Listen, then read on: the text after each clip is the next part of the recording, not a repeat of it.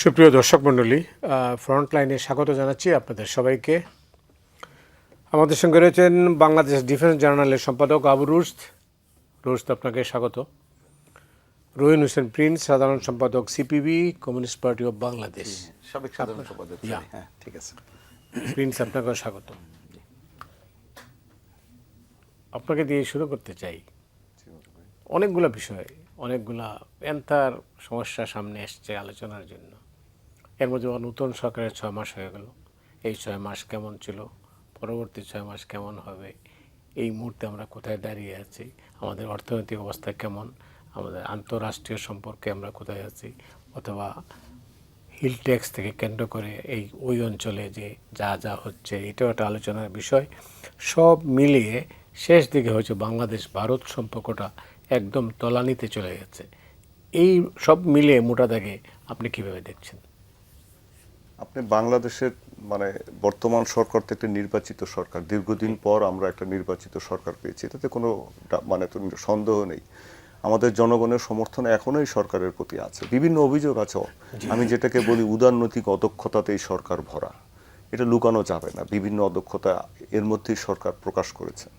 কিন্তু পররাষ্ট্রনীতির ক্ষেত্রে হয়তো অনেক ক্ষেত্রেই স্বতন্ত্র পররাষ্ট্রনীতি তারা বজায় রাখার চেষ্টা করছেন দীর্ঘদিন পর। এবং এটা বাংলাদেশের মানুষ আপনার যেটাকে পপুলিজম বলে বা যাই বলেন আপনি, এগুলোকে সমর্থন করছে, অন্যান্য দলরাও সমর্থন করছে।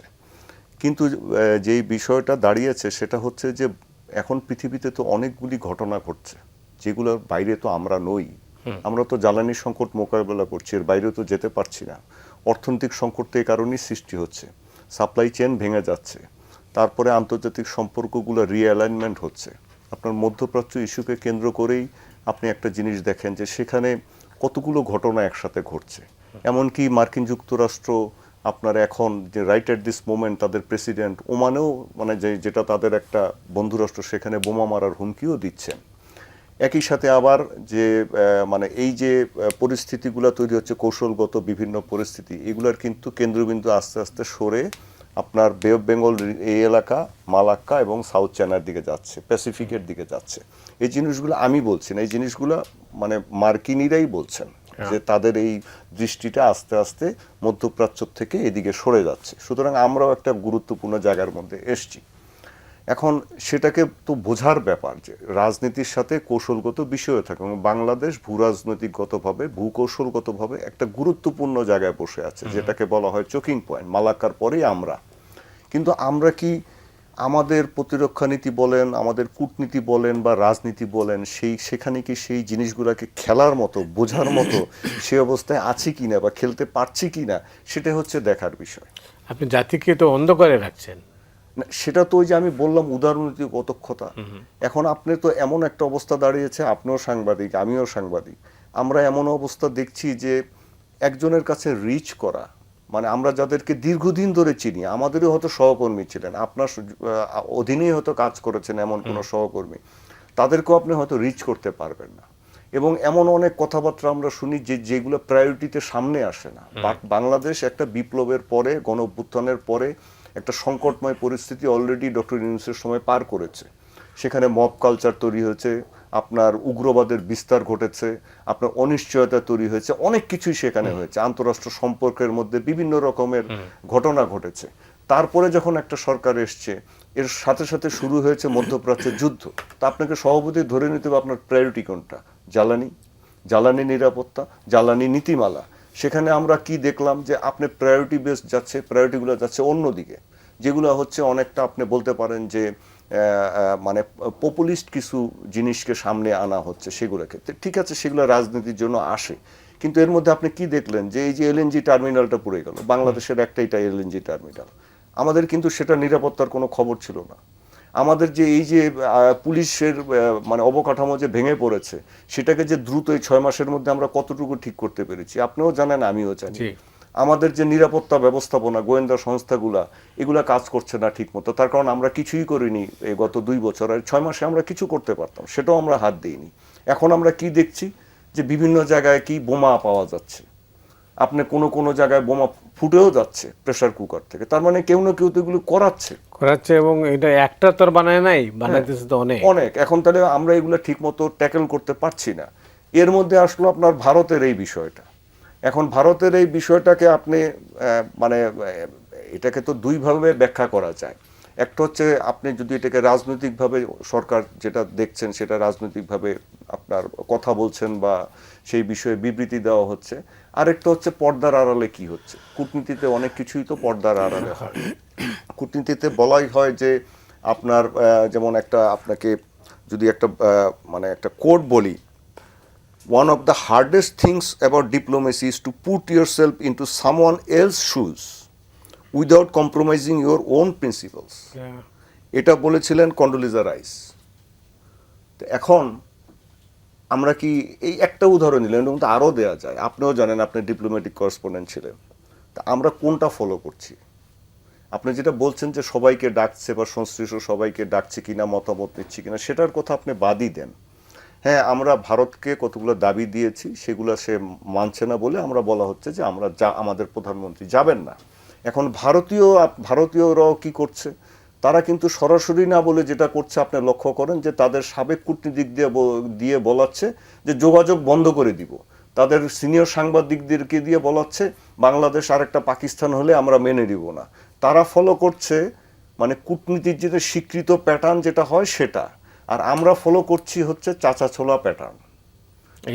আমরাও কি আপনাকে দিয়ে বলাতে পারতাম, একটা কলাম লেখাতে পারতাম, বলাতে পারতাম, উনি একটা পারতেন, আমি একটা পারতাম, সাবেক সচিব মানে পররাষ্ট্র সচিবটা যেটা করতে পারতেন, আপনি যেটা বলছিলেন তখন আর কি, তো সেগুলো তো আমরা করতে পারতাম। আমরা যাচ্ছি ডিরেক্ট ওয়েতে। এখন এটা কেন আমি তো বলতে পারবো না, তবে আমার একটা ধারণা হয়, যেটা আমি মনে করি যে এই যে সম্প্রতি আপনার বিশ্ব পরিস্থিতি যে চেঞ্জ হচ্ছে, অকস্মাৎ কিছু জিনিস ঘটছে আর কি, সেখানে এই আপনার পাকিস্তান, সৌদি আরব এবং তুর্কি যে সামরিক জোটটা হয়েছে, এই সামরিক জোটটাকে আপনার খুব সিরিয়াসলি নিচ্ছে ভারতের যেমন মানে যারা সিনিয়র জেনারেল আছেন, রিটায়ার্ড বা বিশ্লেষক, তারা কিন্তু এই বিষয়গুলো নিয়ে খুব মানে আতঙ্কিত স্বরে লিখছেন। আমি ওইভাবে ভাষাতেই বলছি। যেমন জেনারেল মানে বক্সি, গগনদীপ বক্সি, যাকে প্রায় ভারতীয় টেলিভিশনে দেখা যায়, এবং উনি একজন নীতি নির্ধারকদের একজন, মানে ওনাদের ডিফেন্স পলিসি।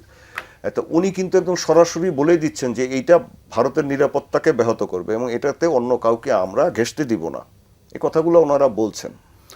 এবং এই তিন দেশীয় এই বিষয়টাকে আবার মার্কিন প্রেসিডেন্ট ডোনাল্ড ট্রাম্প সমর্থন জানাচ্ছেন, স্বাগত জানাচ্ছেন। তো সুতরাং ভারতও আননাপ্ট হচ্ছে। তো তারা চাইবে বাংলাদেশকে যেভাবে হোক এখান থেকে বাইরে রাখতে, কারণ বাংলাদেশ তৃতীয় বৃহত্তম মুসলিম দেশ এবং বাংলাদেশেরও একটা সামরিক পোটেনশিয়াল আছে মানে বর্তমান প্রেক্ষিতে। আপনার কাছে আসছি পরে। প্রিন্স, আপনি কি দেখেন, আপনার ভাবনায় কি? না, আপনাকে ধন্যবাদ। একটা তো হচ্ছে যে আমরা যে পরিস্থিতিতে আছি, বিবেচনাটা একটু পরিস্থিতি বিবেচনা করতে হবে। আমার বিবেচনা প্রথম সেইটা খুব ছোট করে বললে এইটাই যে ধরেন আমরা একটা সংকটের মধ্যে দিয়ে অন্তর্বর্তীকালীন সময়ে যে পার করলাম, তারপরে মানুষ কিন্তু মনে করেছিল যে নির্বাচিত সরকার আসার পরে আমরা একটা স্বস্তি পাবো।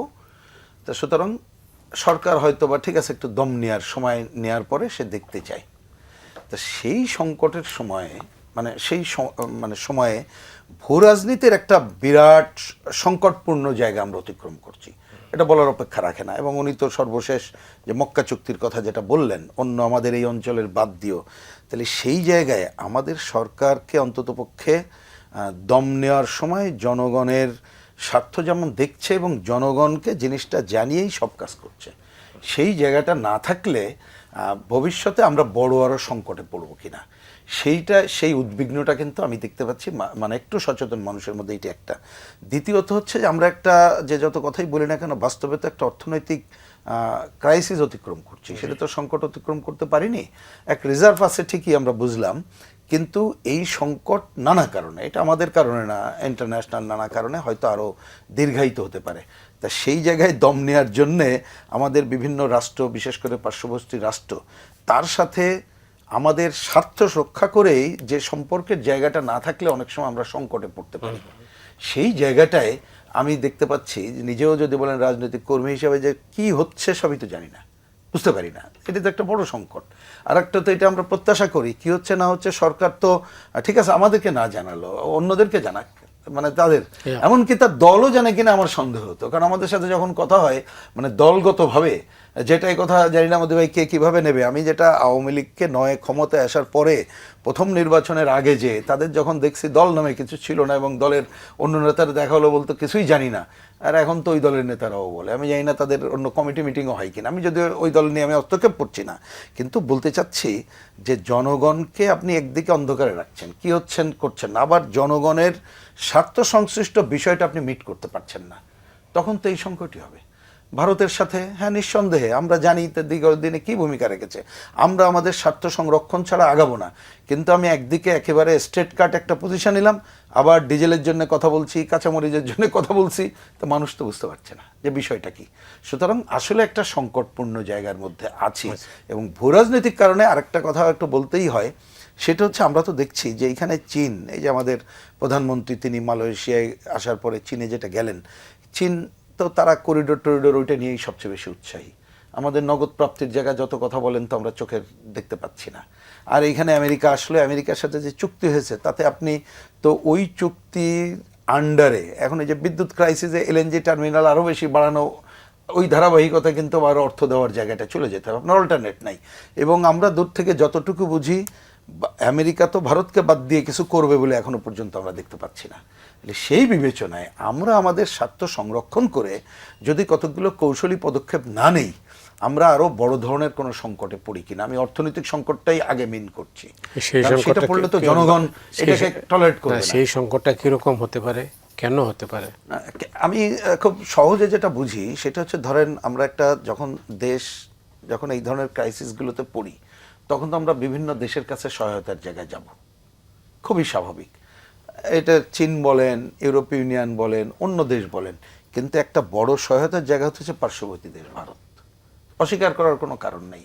স্টিল ধরেন বিদ্যুৎ নিয়ে যে ঘটনাগুলো ঘটছে, আমাদের এই যে লোডশেডিং মিলাই টিলাই, যে তারা হার্ডলি, আমি দেখলাম গতকাল বোধহয় সকালে 10,000 মেগাওয়াট, তারপরে হার্ডলি 13,000 মেগাওয়াট করতেছে, এটা তো 16,000 17,000 করলে হয় না, তার মধ্যে তো ভারত থেকে 2,000 মেগাওয়াট আপনার আছে।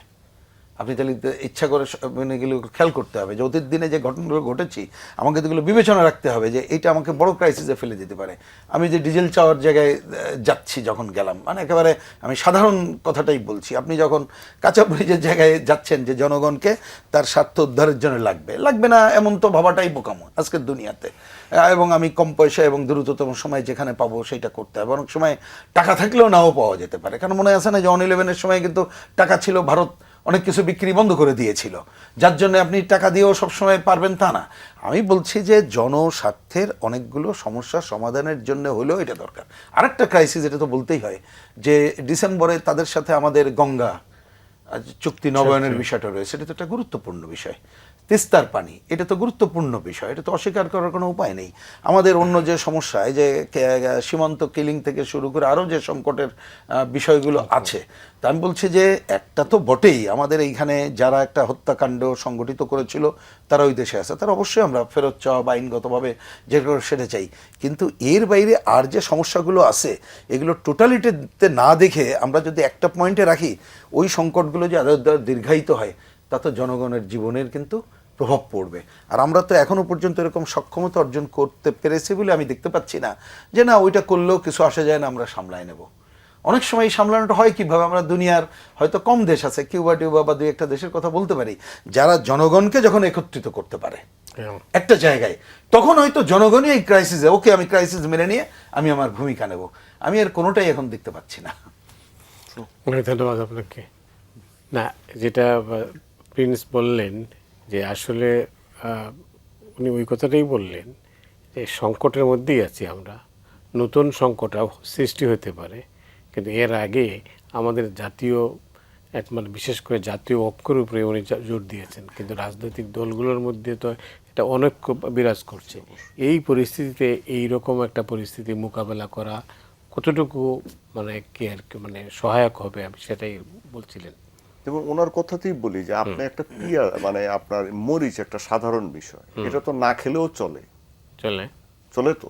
আচ্ছা, এখন আমাদের জনগণ যদি এই এক পেঁয়াজ মানে মরিচের জন্য চিৎকার চেঁচামেচি করে যে এটা আমাকে বিদেশ থেকে আনতে হবে, সেইটুক ধাক্কা যদি সামাল দিতে না পারে, এবং আমাদের সরকার যদি জনগণকে সেটাও বুঝাতে না পারে যে মরিচটা তোমার এই কয়েকদিন না খেলেও চলে, একটু বেশিটা কম খেলেও চলে, তাহলে আপনি কিভাবে এক করবেন? আপনি ক্রাইসিস মোকাবেলা করবেন কিভাবে? আপনার যখন একটা সংকট আসে, সেটা প্রাকৃতিক দুর্যোগও হতে পারে, সেটা এই ধরনের কূটনৈতিক সংকটও হতে পারে, বা যে মানে অন্য কিছু হতে পারে। তো সেখানে তো আপনাকে কিছু না কিছু বহন করতে হবে। আপনার কিছু সাপ্লাই চেইন ব্রেক হবে, আপনার জ্বালানি তেলের দাম বাড়তে পারে, চালের দাম বাড়তে পারে, পেঁয়াজের দাম বাড়তে পারে।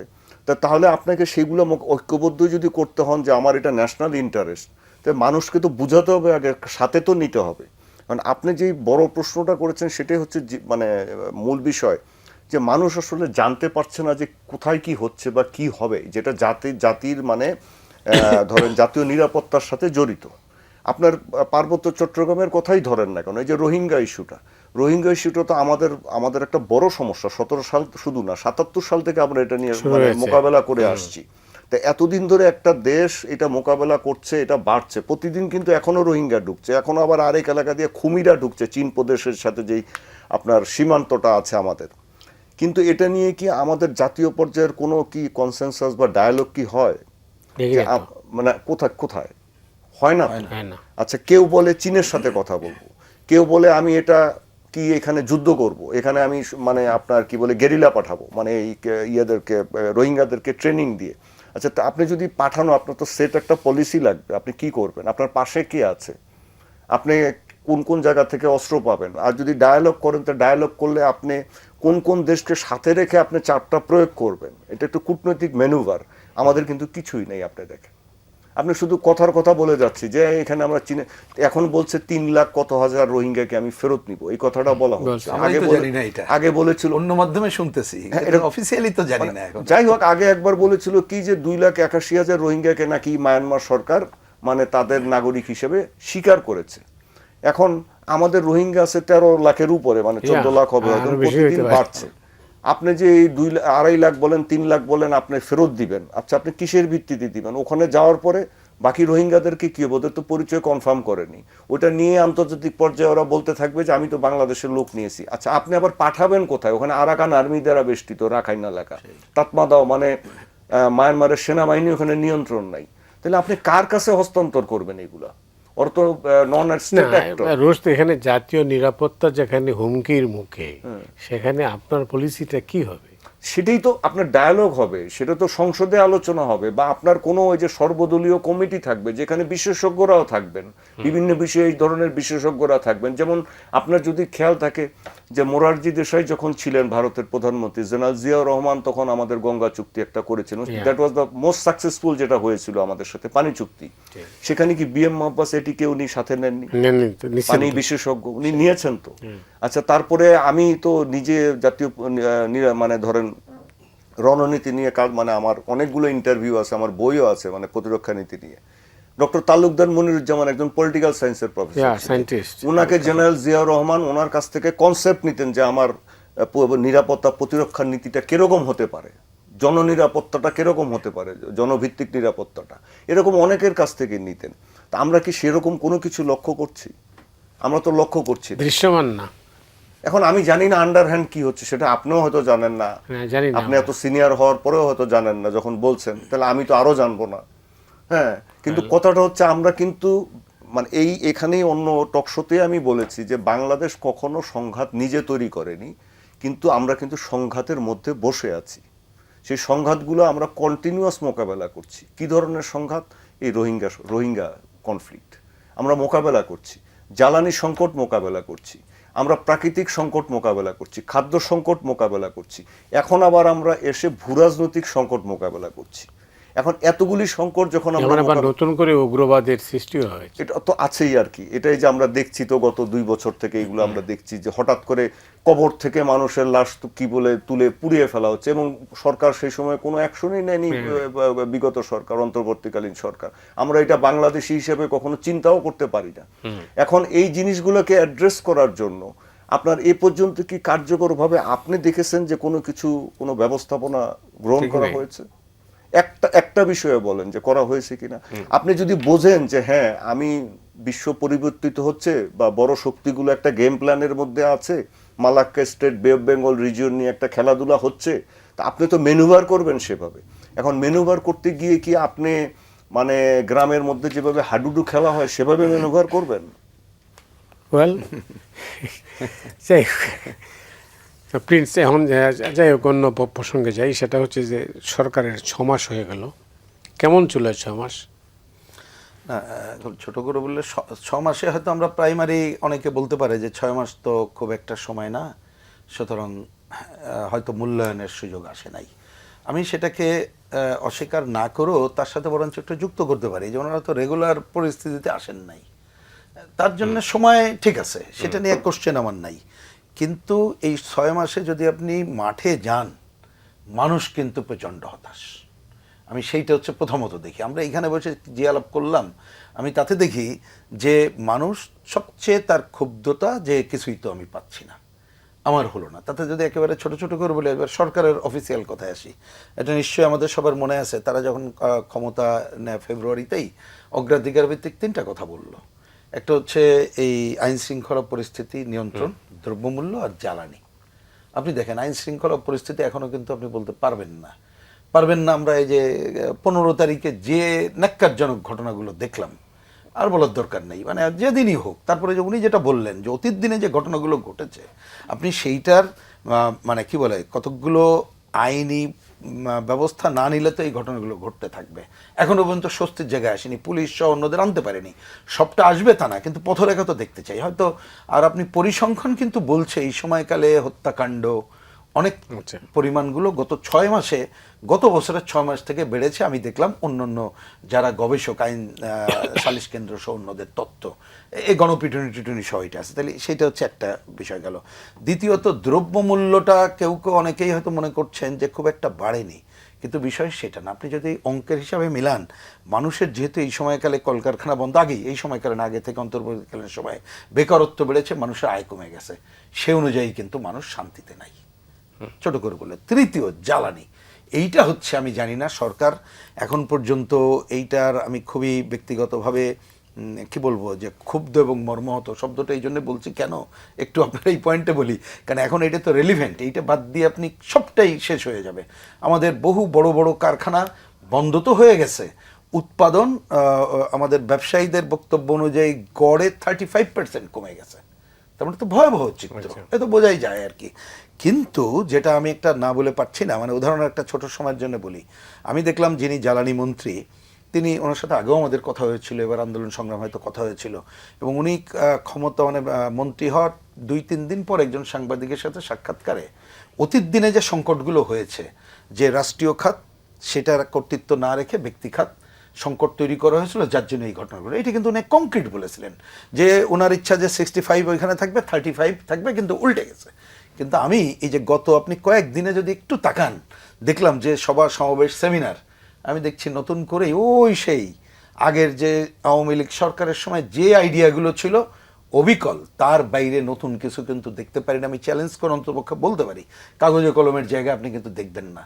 এই জায়গায় ওনারা যতই এলএনজি টার্মিনাল অনেক বেশি নির্মাণের জন্য যেমন উৎসাহী হচ্ছেন, তার মধ্যে আমদানি নির্ভরতার জায়গায় যাচ্ছেন, তত বেশি ভোলার গ্যাস আরও কিভাবে আনা যায় এবং আমাদের যে গ্যাস ক্ষেত্র আছে সেইখান থেকে তুলে কিভাবে করা যায়, সেই জায়গাগুলো অ্যাটেনশন দিচ্ছি না।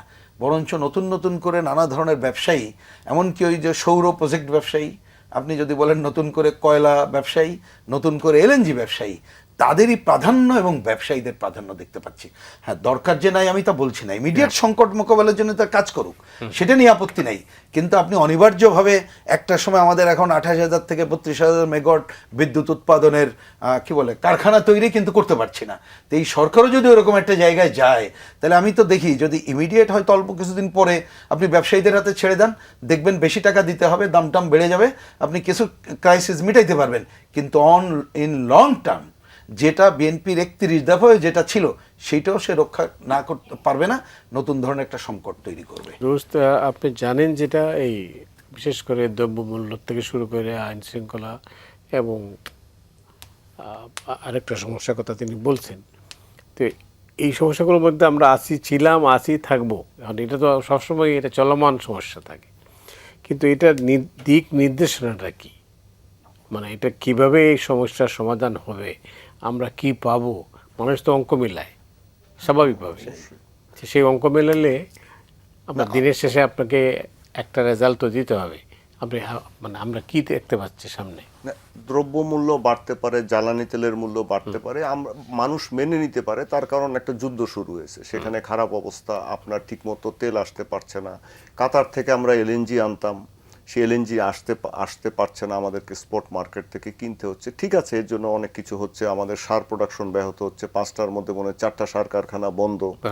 হ্যাঁ, এখন আমাদেরকে সার কোথা থেকে আমরা আনবো? কাতার থেকে আমরা আবার সার আনতাম, কারণ কাতার হচ্ছে মার্কিন গ্রেডের সারগুলা বানায়, যেগুলো আমাদের ভূমির জন্য সবচেয়ে কার্যকর। তা আমরা সেগুলো না পেরে হয়তো কিছু রাশিয়ার কাছ থেকে এনেছি, সেগুলো ঠিক মতো কাজ করছে না।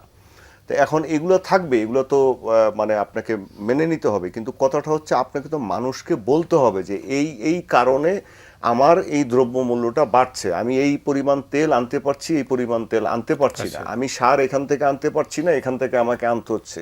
সুতরাং এখানে কৃষি পণ্যের দাম বাড়বে, এখানে অন্যান্য জিনিসের দাম বাড়বে। এই জিনিসগুলো তো ক্যাটাগরিক্যালি মানুষকে জানাতে হয়, এবং যারা মানে নির্বাচিত সরকার থাকে তাদের কাজ কি? একটা স্বৈরতান্ত্রিক একনায়কতান্ত্রিক সরকারের থেকে একটা নির্বাচিত সরকারের পার্থক্য তো এগুলোই, যে জনগণের সাথে আপনার যোগাযোগটা সব সময় থাকে, জনগণকে এই জিনিসগুলোকে বলা এবং সেগুলোকে অবহিত রাখা, এবং সমস্যাগুলো সমাধানের জন্য সংশ্লিষ্ট সবার পরামর্শ নেওয়া, সেভাবে ব্যবস্থা নেওয়া। তাই তো এখন আপনি যদি দেখেন যে বাংলাদেশে আপনি বলছেন যে আপনি বিনিয়োগ আনবেন, বাংলাদেশ বিনিয়োগ এই করবে সেই করবে, এরকম বহু কথা আমরা শুনছি, প্রেজেন্টেশন দেওয়া হচ্ছে।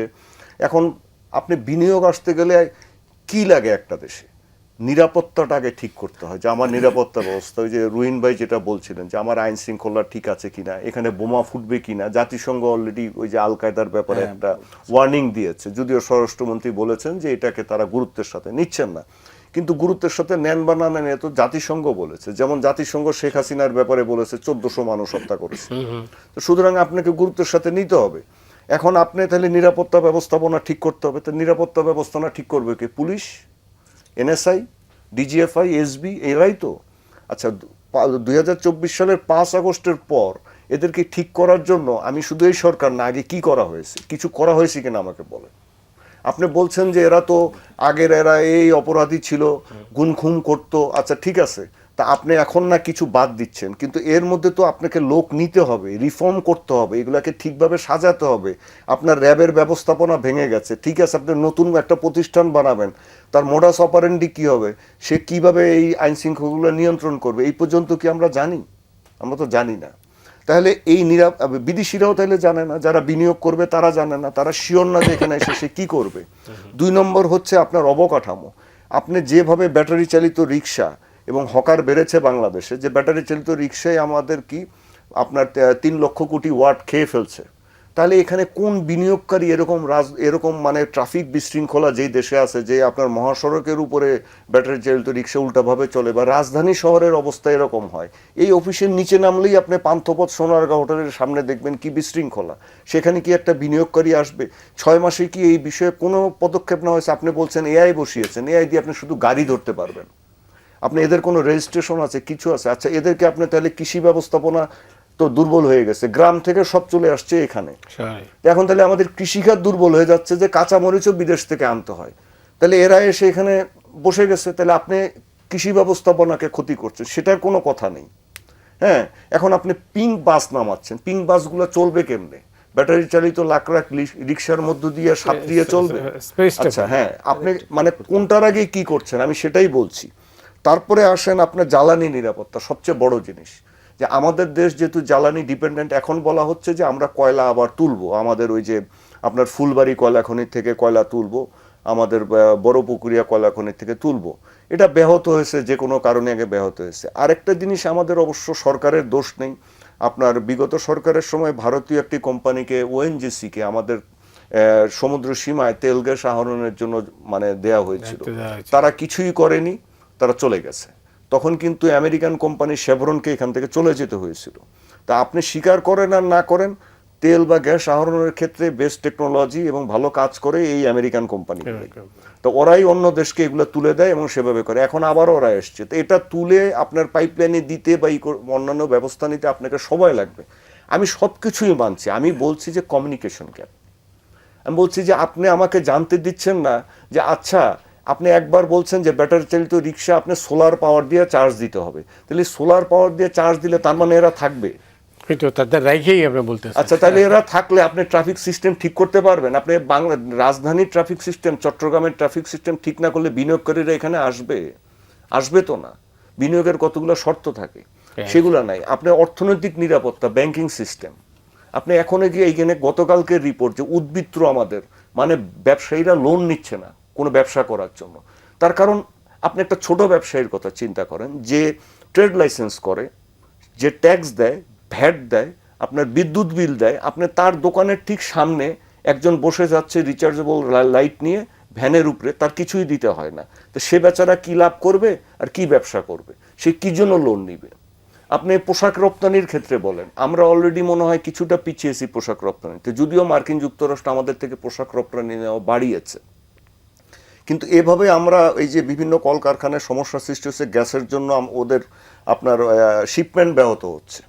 আপনার একটা ট্রাক ঢাকা থেকে চট্টগ্রাম যেতে কতক্ষণ লাগে? শিপমেন্টের সময় অনেক সময় মিস করে। এগুলো তো আমরা দেখছি না, কিছু বলছিও না।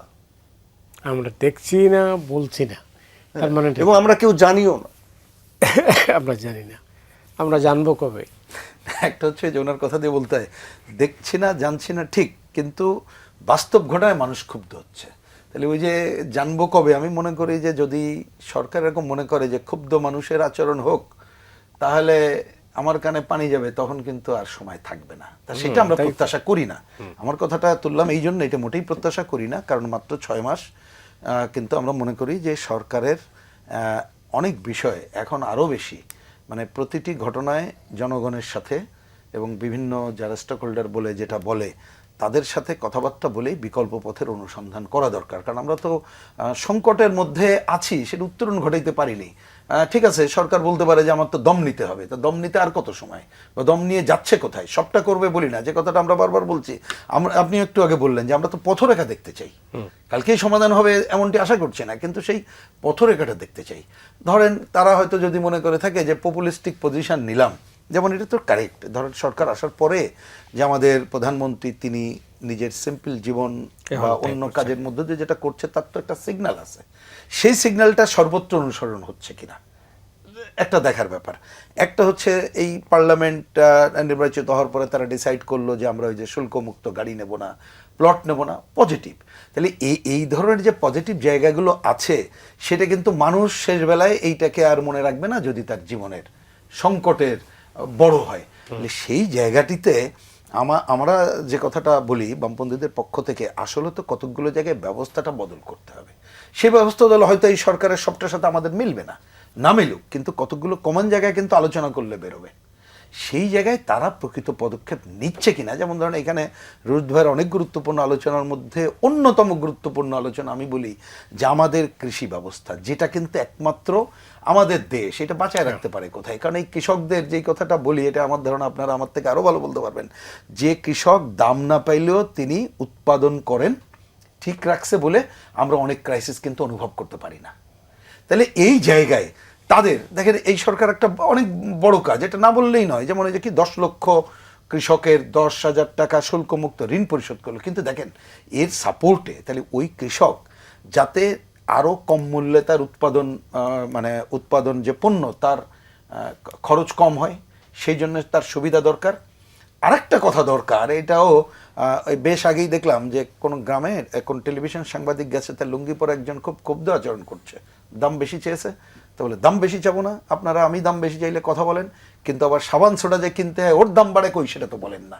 তাহলে খেয়াল করতে হবে কৃষকের তো আজকে তার ধান এগুলো বেচে তো এগুলো কিনতে হবে, তো সেই জায়গায় তো আমরা দেখতে পাচ্ছি না তার যে উৎপাদিত পণ্য। ওই যে বললেন দেখেন পেঁয়াজ সংকট কিন্তু দূর হয়ে গেছে, কিন্তু নতুন সংকট হয়েছে, পেঁয়াজ যখন ওঠে সে দাম পাচ্ছে না। তাহলে সরকারকে তো এখানে সাবসিডাইজ করতে হবে, তার লাভজনক মূল্যে কিনে কম দামে অন্য জায়গায় দিতে হবে।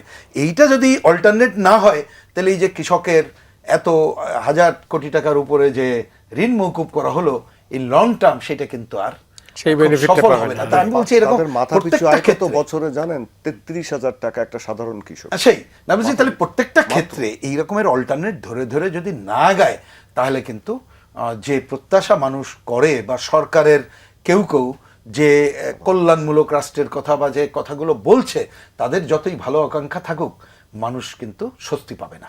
অনেক ধন্যবাদ। রুশদ, বাংলাদেশ আসলে কোন পথে?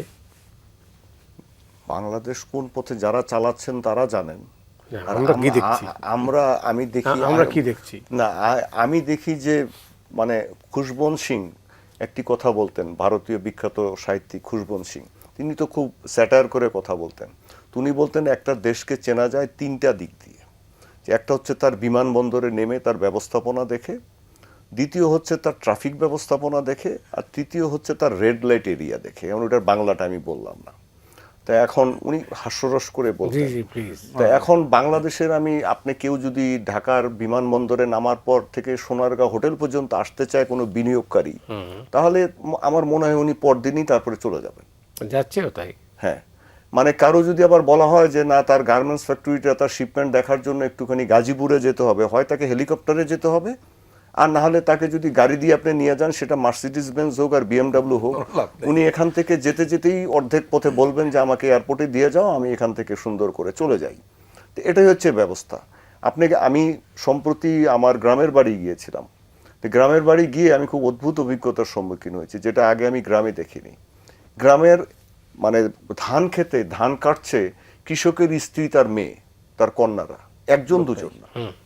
হ্যাঁ, আমার চাচাতো ভাইয়ের যে বেশ কিছু জমি আছে, তার সেগুলো তো আপনার সে শ্রমিক পাচ্ছে না, মানে তখন সেই সময়টাতে মানে ধান কাটা শ্রমিক পাচ্ছে না। কেন? এই শ্রমিকগুলো কোথায় গেল?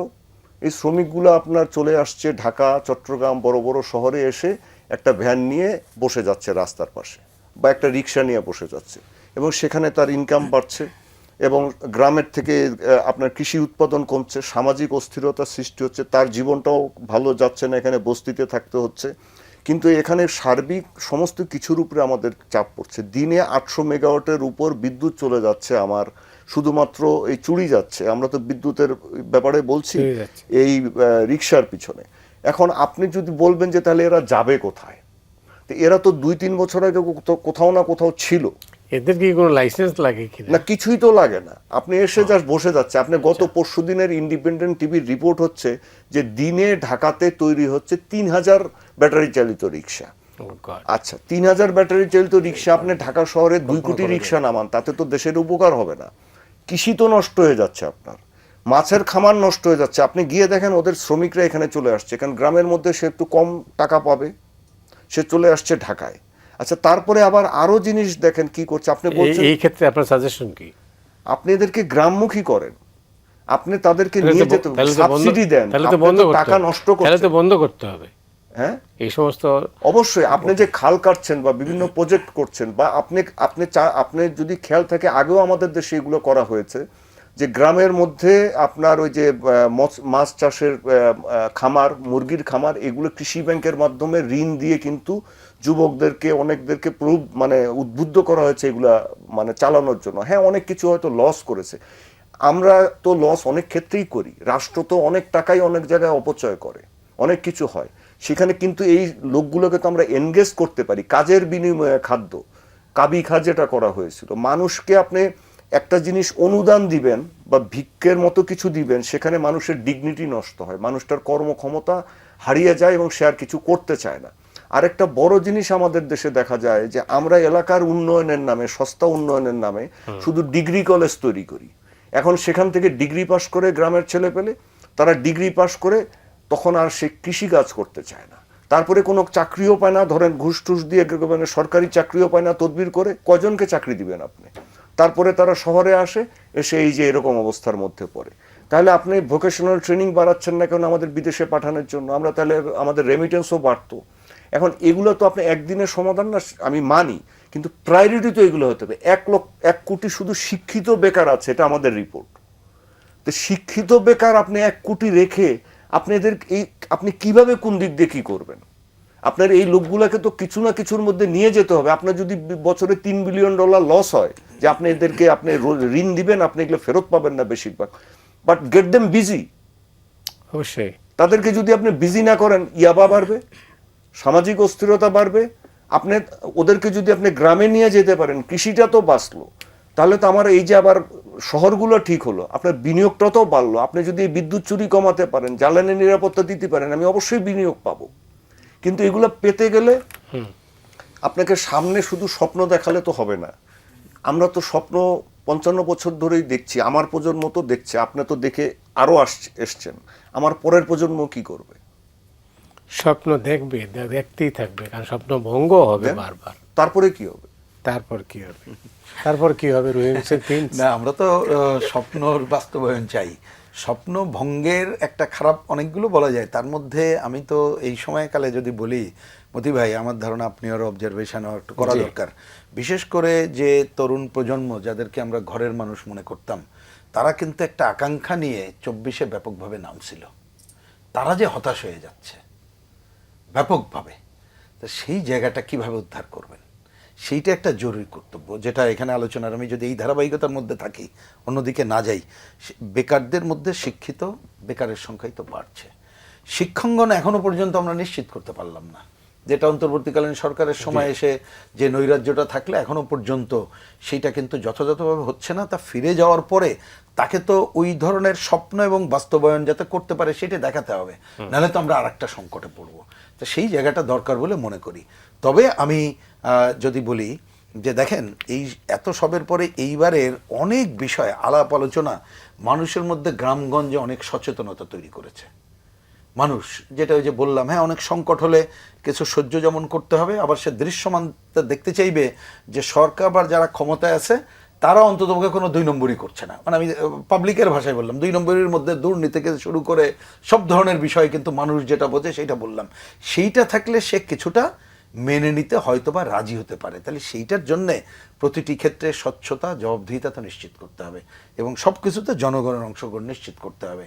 সেইটা না হলে বিশেষ করে এইবারের স্বপ্নভঙ্গে আরও সবচেয়ে আমাদের কাছে আরও ভীতিটা হচ্ছে, যেমন এই যে এখানে আলোচনা উঠলো, জাতিসংঘের রিপোর্ট যখন বলছে, এবং আমরা তো জানি এই গণঅভ্যুত্থানের পরে যেভাবে জেল থেকে পালাতক আসামি এবং অস্ত্র উদ্ধার তো হয়নি, তাহলে সরকার কেন অস্বীকার করছে? জাতিসংঘর তাহলে রিপোর্ট যেটা তার পক্ষে হবে সেটা স্বীকার করবো, অন্যটা জেল থেকে পালানো 166 জনের খোঁজ নাই।